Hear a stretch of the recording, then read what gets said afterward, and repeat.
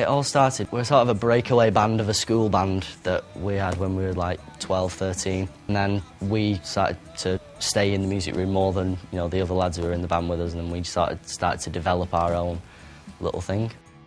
Starting young has never really been a problem in getting gigs for us, because we're almost 3 years now. We've been supporting the other Smiths, who are, you know, a big Smith tribute band, and they toured up and down the country, so we've been lucky enough to play with them for quite a while, and then now we're starting to do our own gigs on our own. Influences are probably a big thing in terms of Manchester, just everything Mancunian. Oasis, Stone Roses, the Smiths. Just basically every Manchester band you can think of, it's probably in there somewhere. You can go back as far as you want, and Manchester music has always been there, sort of at the forefront of music, always sort of defining things. Musical revolutions have happened because of Manchester. You got the Smiths in the 80s, and then 1994 Oasis came and changed the face of music again, so it just keeps happening.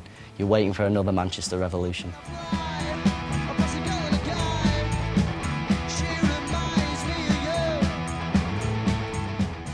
I'd say music has always been my passion, and then sort of acting is something that I very luckily fell into, and it's enabled me to be able to do both, and I love them both, but it's just that at the moment my acting job has to sort of take priority, I suppose. I've always been very lucky.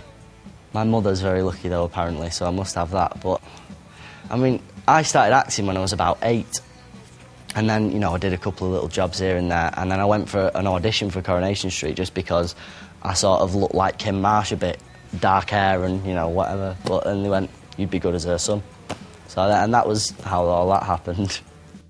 We keep people entertained in terms of a mix of our own songs and classic Manchester music.